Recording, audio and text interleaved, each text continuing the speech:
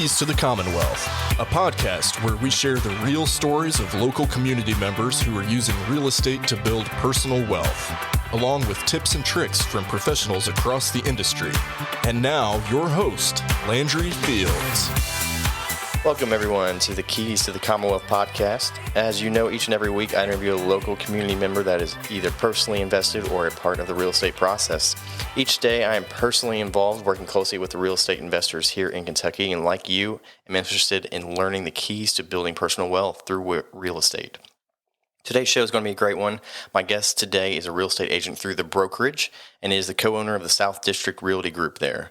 He's been licensed realtor for 6 years here in Lexington, and like most, his path to becoming a realtor, like many, was of many twists and turns.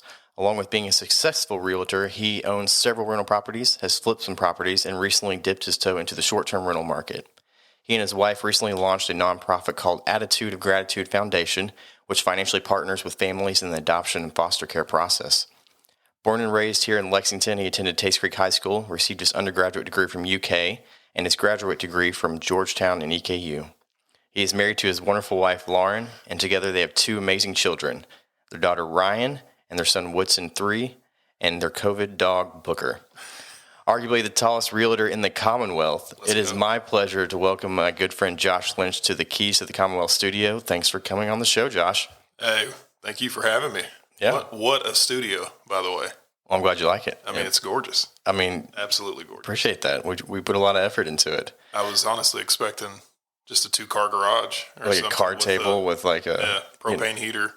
A little like, my daughter's kind of like karaoke machine to record something on a VHS tape or something like that. This is ultra legit. So we want to start every episode out with kind of how we got here. So hop back in the DeLorean and tell me how you got into real estate and why. Oh, man. I've always had a passion for real estate, just probably since teenage years, honestly. I would travel down to North Carolina with my aunt, who's a carpenter, and she worked for a really cool remodeling company down in North Carolina, so they did a lot of high-end remodel jobs around the campuses and stuff, and so kind of got a passion for, you can take something, broken, messed up, old, outdated, put some effort into it and, have something brand new. So that kind of sparked my interest into the remodeling world, and bought my first house when I was 23. So kind of had that experience of buying a house that needed a bunch of work. Okay. Worked on it a few years, sold it, made some money, and then it kind of sparked like, wow, you could, rinse, repeat, do this over and over and kind of get growing. So that was probably the initial interest into it, but not when I was still too nervous to dive head first. To that point, you said you were how old when you bought that first house? 23. 23. So was that one of the living in it as your personal home while kind of updating it kind of scenarios? Which is something I tell a lot of people, even like younger people, like if you can find like a home that you can fix up over the first couple of years as your first home to get that equity value out of it, or another option being, I'm sure you would attest this, duplex where you rent out one side of it and live in the other side. I mean, you can set yourself up for a lot of financial success, kind of allowing either the equity to grow or someone else renting the other side of a duplex. Yeah. Kind of. And honestly, because like in that age range, like your season of life living is pretty easy as far as you don't have to have anything super nice or super brand new or this or that. You're probably coming out of some ratty apartment or sharing space with a bunch of roommates. So to really transition over to a house that needs work kind of feels like an upgrade from the apartment that you shared with, 3 people. So, if you have the means in that phase of life, definitely, because it's a catapult. I tell everybody that I talk to about houses that'll listen, like, just get one. Once you get the first one, it tends to launch you into the direction of more and more, or upgrade and upgrade type of thing. Definitely an upgrade when you're like me and live in college with 5 other guys in a 3-bedroom house where basically we had space heaters in the bedrooms and had to wear coats to go to the bathroom or cook dinner because there was no heat insulation in that house. The house that I bought it from 2 couples. They were older couples that were trying to get into the flip game, but none of them knew what they were doing. So they had already gutted it. So it didn't have a bathroom when I bought it. It didn't have, the kitchen was torn out. Yeah, it was crazy. So was the bathroom the first step, I assume, of that renovation? Yeah, it was pretty crucial to getting it going. But funny enough, man, this probably speaks to kind of the hustle mentality that I've had in real estate is I found these people via the PVA, and I wrote them a letter and said, hey, would you be interested in selling that house? Because it had some sentimental value to me. Some family members lived there when I was growing up. And so they wrote back and they were like, yeah, actually, we would like to do it. So I walked through it and then found out there's no bathroom. The kitchen's completely trashed, this and that. And they had no clue how to put it back together. So going back to my aunt that helped me, down in North Carolina, she had moved back to Lexington at this point. And so her and I got together and she was like, yeah, let's just get it and I'll help you, I'll help you get it together. So I rented it from them for $1 a month for 3 months while my aunt and I actually fixed it so that we could get it financed and purchase it. So she bought it? No, I bought it. I rented it for $1 a month from the people. From the original owner you're buying it from? While we paid for the repairs. I mean, it was risky. Interesting. Yeah. We paid for all the material, labor, and everything. Not something you typically advise to do. Yeah. It's real estate. Exactly. You got to have the stomach for that end of it, but it all worked out. So. I mean, do those riches come with, from those spoils for sure. That transition. So what'd you do prior to being a realtor? So during that time, I was just finished up school. So I taught elementary school for about 9 years. Started out as a kindergarten assistant in the special ed room. So kind of like kindergarten cop, Yeah. Yeah. It's definitely sitting in your little chair here in your podcast room, similar to a kindergarten chair, though. Like I said, for those that don't know, Josh you're definitely, I would arguably say, the tallest realtor in the state of Kentucky, at least, right? Unless you know somebody else, I don't. Yeah, I'm going to go Lexington. I don't know about the state. Okay, I'll go Lexington. I'll go with state. You can keep it at Lexington. So that transition, being a teacher, how was that? What was that transition like? Moving and jumping full time into real estate then? Yeah, if you know any teachers, and shout out to all the teachers listening, every teacher has a side hustle. Like, there's no way around it. So I think at one point in time, honestly, before my wife was a teacher also, that's how we met. Before we had kids, we each had 3 jobs. So we both taught full time, and then we both had 2 side jobs at the same time. So that was probably what led down the real estate world is flipping houses, and then still teaching, doing some remodeling, and then finally got the courage to get my license. But still, I kept teaching the first year that I had my license. So I was just thinking, man, one of these got to give. I was remodeling kitchens. I was teaching during the day, showing houses on the weekend. So we finally kind of just talked about it, prayed about it, and took the leap. Yep. Shout out to the teachers. My wife was a teacher, and me and my future business partner here are trying to get into rental investment property, and he is currently a teacher as well. So. Yeah. Before you started that, or you jumped in, you're at the brokerage now, but you kind of talked to me about kind of starting out with the South District Group and that transition, just creating that, and then eventually moving over to the brokerage. Yeah. So it started with flipping a house. So Mike Martin, my business partner on the South District Group stuff, he had come across a past client who had a house she needed to get out of. So he brought me over to kind of walk through it and give some estimates on what it would take to get it market ready.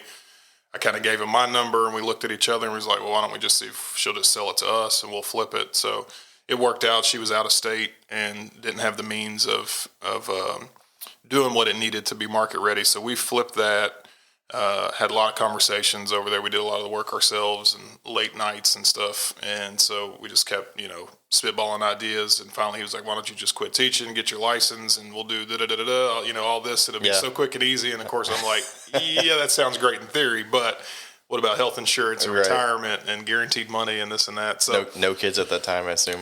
We did have Ryan. Okay. So Ryan was probably about a year old or so. But he stayed on me. We ended up selling that house and we did okay on it. And I actually took that money that I made and just stuck it to the side and said, if I do ever get the courage, I'm going to use this money to kind of catapult it. So it took about 2 years though. Yeah. So we finally got my license, came back. Mike and I were like, all right, well, let's give this a shot. And we started our South District group, just he and I.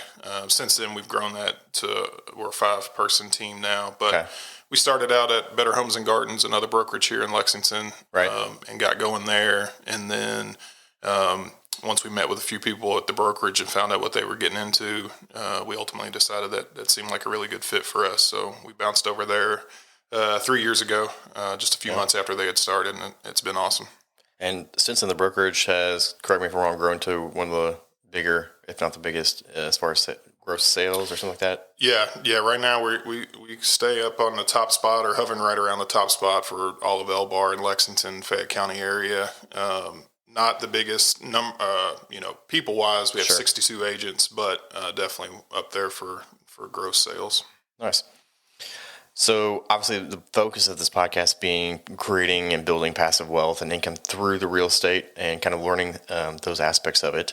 What would you say as far as that goes, as far as your current portfolio? What does that look like right now with that? It's we've been able to being submerged in the world of real estate.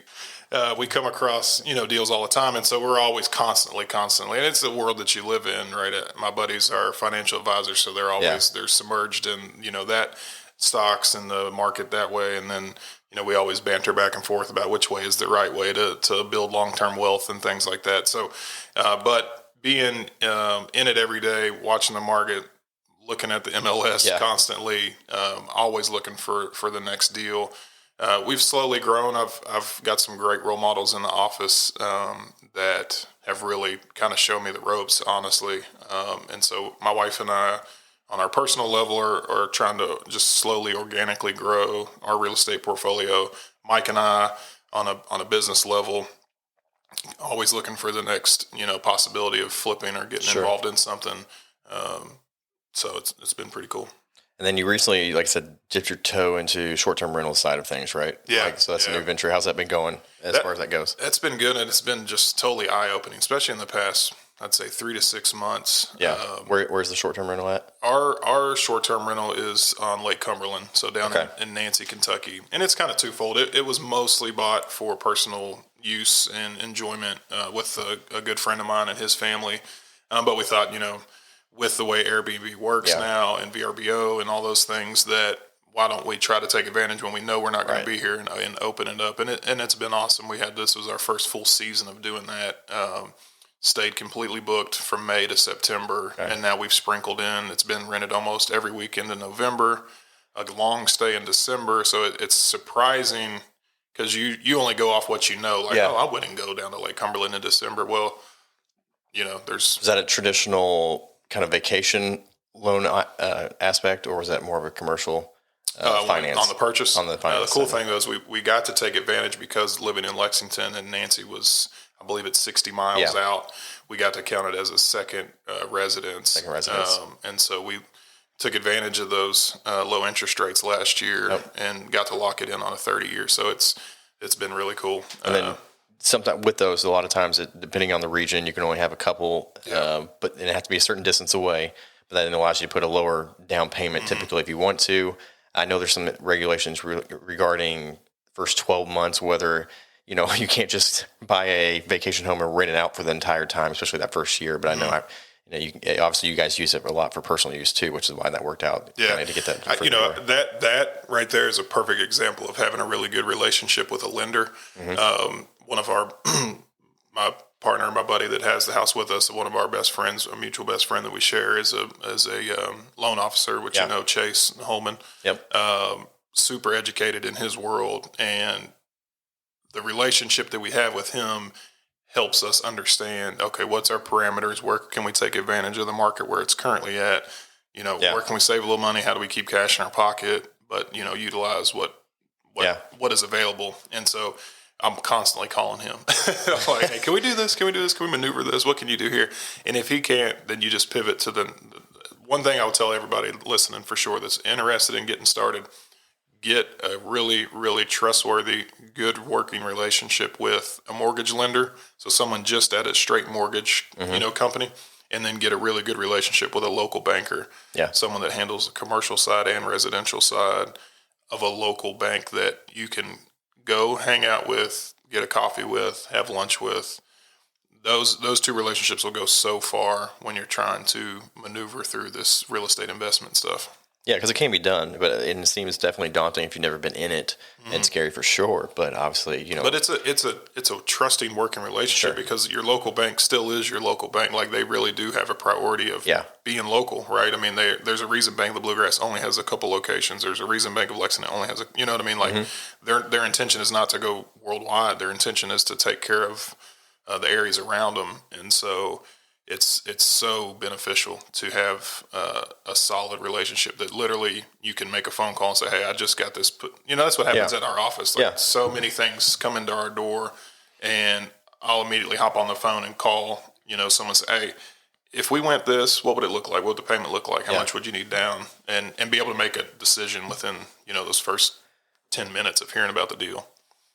Speaking about, relationships, especially with the mortgage lenders and bankers and how key that is, talk to me about, relationships as far as partnerships with investing and how, the positive ways to do that, maybe some of the negative things as far as don't do this type of thing. So, because obviously, eventually you get to a debt to income ratio type of thing, and we can talk about that at a different point in time, different podcasts. But talk to me about when you partner with somebody or choosing to partner with somebody, some of the things that you learned in that scenario.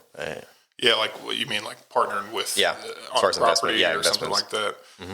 Yeah, one of the old sayings is the only ship that doesn't sail is a partnership. So it's it's a very risky thing for sure. So you got to make sure that relationship is solid. That's the key component. Yeah. You're essentially hooking your wagon to an individual that you're going to trust to keep the straight and narrow as you are. And so, don't walk into it lightly. Don't just, I've got 10 grand. What other 3 random people can I find with 10 grand and let's go do something? Because in the front end, maybe you can get something. Maybe you do get your name on it. Maybe you do get a lease going, but we're talking long-term wealth building. So, things that we can leave as a legacy to our kids and pass on and things like that. And, I would just say, don't take that lightly. And I would assume have an exit strategy, no matter if it's your brother or best friend type of scenario, as far as written on paper, I would assume as far as, crystal clear on how the partnership works. Yeah, absolutely. As far as this past 12 months, obviously COVID, more like 18 months since COVID hit, but what is COVID still a thing? I think so. That's to be debated, I guess. The post-COVID world, as I put it, in some respects now. But obviously, real estate prices over the past year, 18 months, et cetera, have been kind of wild. So, talk to me about the differences before COVID that you saw, and then kind of the difference in specifically more towards investment properties, long-term or short-term. So, what does that kind of look like pre-COVID and now kind of post-COVID? I think the hardest thing for people to wrap their heads around is there's really no deals left. I mean, everybody's sitting waiting for that right house to pop up on the south side of town for $100,000, and it's just not going to happen. It's not happened. Yeah. It's just they're not there. And so it's hard. That's hard for people to realize. Should a 3-1 ranch over off Man of War near Buckhorn really be $180,000? Because 24 months ago, it was like 110. Yeah. Or 109, or you might have been able to get something over there for right at 100. And I assume you don't see that necessarily, maybe not slow down, but it's probably not, maybe plateau would be the better word, or still continue to increase, probably not. Yeah, the really dramatic dip, the dramatic jump, I think, has calmed down some.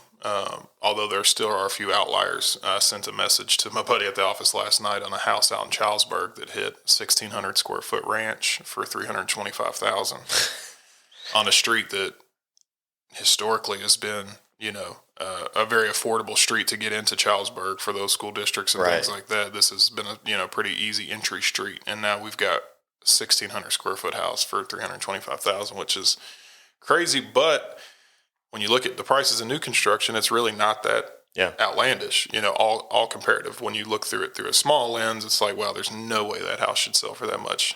Then when you kind of span out and you see what houses are selling for in Hamburg and what it costs to build something in Home Place and what the new development that Ball Homes is doing at the Peninsula, it's like, well, mean, honestly, it's maybe not too crazy. But go back to your original question, the investment side of it is much like anything with investing. It's about patience and timing.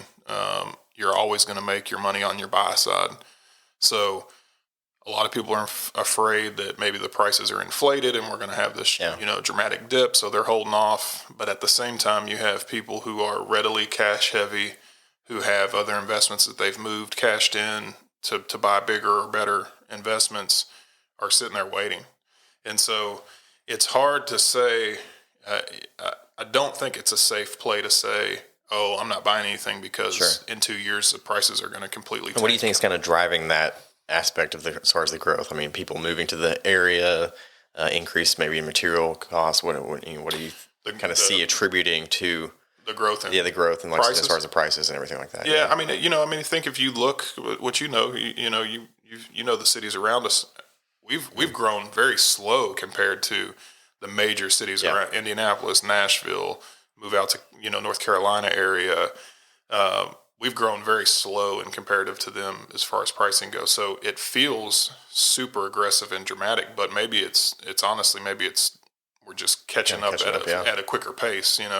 But I had clients last year. Yeah, I had clients last year that they've literally never been to the state of Kentucky. They've purchased a house sight unseen outside of pictures and are literally stepping foot inside to move into their new house, and the first time they're ever stepping in into the state of Kentucky ever, or even seeing it, is to walk into their new home. I had 7 deals.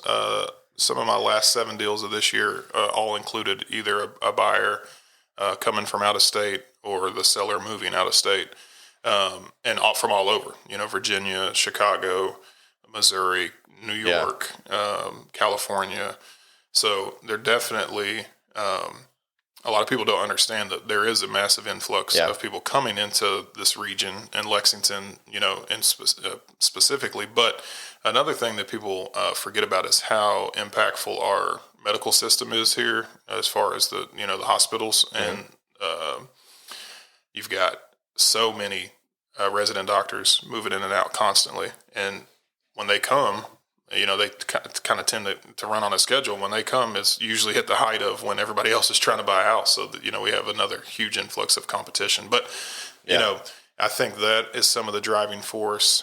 I've never seen as many cash deals going on. Everybody's, that focuses on investment side of it. From a market that has a lot higher real estate cost to it, and you get a lot of cash, it starts driving the market. To come in here. But even just people making cash on investments, as many people as laugh off crypto and stuff like that. I've literally had, I had a 21-year-old kid buy his first house this year, and his entire down payment came from his crypto wallet. Oh my gosh. You know what I mean? And so it's interesting. It is a real thing. Whether you fully understand that there are people out there making quite a bit of money and deciding, hey, this is a good time to cash this out. Maybe I should, get some. That's true. That's one of the things I hadn't thought about. That there's more avenues than there ever has been to acquire wealth in some forms or fashions. Whether it used to be just either opening a business or working on a great job, but there's so many areas now to kind of diversify as far as that income. And people look at it as a challenge, right? Yeah. People are like, oh man, my buddy bought something with crypto. Like, oh my gosh, I'm going to get into crypto or trade. You and I've talked about this, trading cards, like crazy bourbon. Yeah. Like bourbon hunters and secondary market for bourbon is absolutely insane right now. So you have people making money in multiple different areas and turning around and finding real estate things to get involved in. Yeah. And that's all that to lead me to say this. People get worried that these prices are going to completely fall out, and everything's due for a correction, right? There's nothing can go for as long as it, till it ends. But is Lexington the type of market that can just the bottom fall out of? I don't believe so. Because when you look back historically, even in the worst, real estate situation back in 8, 9, 10, Lexington never dipped as bad as the nation did. Their foreclosure rates was always lower than the nation. And then when you look at the growth back was much more rapid. And so we have these ancillary factors that help us. I don't think they can protect us from everything, but you have the universities, you have Toyota, you have the horse industry. There's kind of this can't fail mentality. And bourbon now exploding more of a nationwide. There's a lot more tourism in that scenario coming in. And so are prices going to dip and fall? Yes, just like everything else. But is it realistic to think that house that used to be 110 over in Century Hill that is now 180, is it realistic to think that that's going back to 100? No. You know what I mean? So I have a house out in Hamburg is a perfect example too. I bought it, which was a good deal when I bought it. And then it looked like a little bit better deal as the market grew. And then now that same house is worth like $225,000. Yeah. 2 years ago, if you would have told anybody in my office that a house in Timber Creek is going to be 200, they would have laughed you out of the way. But now it's like, man, 2 years later, that's insane. What's it going to be in 2 more years? Yeah. Even if it barely grows, it's not going to go back to 140. I mean, so the safer bet would probably return back to normal growth, but even then, that's you would probably say that's probably not even true. As far as it probably still have a better, we're probably still going to increase in growth more in a quicker rate, not as quick right after the pandemic started, but before pandemic kind of scenario, more than likely. I would think, can we see a 10% fall off? Yes. Yeah. But is it likely that we're going to go 10% fall 1 year, another 10% the next year, or is it going to go back to the 3 to 6 kind of growth over time? I think that's where Lexington's at. That's where we're trying to make smart buys in good neighborhoods that are interest of people to rent, and then maybe start dabbling into what does short-term rental look like in Lexington, because that's in a boom too right now. We're definitely going to explore that in some other podcasts for sure. Yeah. Switching it up here a little bit as far as some easy pop questions here. What are some of your kind of professional or personal goals that you're kind of working on or towards right now? Yeah, we just had our goal setting for our team for 2022. So, as a team, we're definitely striving to keep rolling. We've been able to, which when we ran the numbers was just crazy. As a team, 5-person team, we've closed just under $40 million this year, which was huge. Our goal was 30. Then we kind of adjusted it to 32, and then once everything finishes, I think we're going to be right at 39 million. So great to have goals that you hit and exceed. I'm all about setting goals that that'll stretch you, but also and keep you hustling. But that okay, if I really put it in, I can definitely attain this. Because who wants a goal that you can never hit? Yeah. And so one thing we talk about too all the time, and this is kind of like quote unquote the brokerage way. We've got a lot of things that we just coin as like the brokerage way, but finding the goal that actually get you what you need, and being focused on how much is enough, and where's that line of enjoying life and doing what you love at the same time and not letting it overconsume. Right. But I'd say, I think personally, I really want to focus on building a referral base. When I talk with some of the dogs at the office, and you ask them consistency, and you look at their numbers, how do they consistently do in the teens of millions, 20 million year over year, which is so hard. And to sustain that in this industry is just tough, but it all comes from referral base. Yeah. And referrals, I know in real estate, it's harder because a lot of times it's one thing, the average home buyer buys a new home. It's shortened now, but what's the average home buyer? Usually your first time home buyer is 3 to 5. Your next one might stretch to 5. But that's the one thing I know you all at the brokerage have done such a great job of is kind of keeping you all in the forefront of your past clients' minds and really establishing that relationship for a referral-based business. So that's a big focus, personal goal of mine is growing that referral baseline and then listings. Sustainability in this world is listings. When you're not selling real estate, what are you into these days? Aside from bourbon, man, kids, dogs, just trying to survive. Family life. Just trying to survive the chaos that is post COVID, COVID, daycare shutting down, all that fun stuff. But now we have a good time. We try to get out. We go hiking. Try to get the kids involved and stuff. My daughter's she's into swimming, and we're getting her back into track this fall. So, TV guilty. What are you watching on TV right now, or TV guilty pleasure? Man, I fell into that Yellowstone trap a couple weeks ago. I can't believe people keep saying that, and I haven't. We started like 2 episodes and never went back, and then and then we got back into it. So we're in season 2 on that. Okay. It's pretty good. It's pretty good. Yeah, I get worried because my mom, goodness gracious, I get worried because my wife seems to be a little bit obsessed with Kevin Costner. She said that he's really aging well. So, like it's the '90s all over again with Kevin Costner there. First concert you ever attended? Oh my gosh, it's so funny. I literally just had this conversation with my daughter the other night because my wife was lucky enough and got tickets to Lauren Daigle. And so she took Ryan to see Lauren Daigle, and Ryan's 8. So she came home. I was like, Ryan, I cannot believe that you got to go to your first concert when you're 8. I was 17 when I went to my first one. And she was like, oh, was it good? And I was like, yeah, well, it was the Hard Knock Tour with Jay-Z, DJ Clue, Redman, Method Man, and DMX. So, it was pretty awesome. Yeah. She has no idea who those people are. No clue who those people are. What's one of your favorite, date night restaurants and so forth in town? Oh, clutch move. And this is so funny, but Brew Burger is a high, that's high on the list, especially when the whole pandemic hit. We were ordering out Brew Burger a ton. Anything BHG, Bluegrass Hospitality Group, because they do everything right. I like to slip downtown every now and then, do a little local taco. Yep. And I go back and forth, man, between the Rubies and the Tonys fight. I've got things that I love in both. So there you go. What's one of the most awkward things that has happened to you in real estate or happens to you in real life at a regular basis? Ooh. Well, the question that I hear at least 5 times a day is what? How's the weather up there? How tall are you?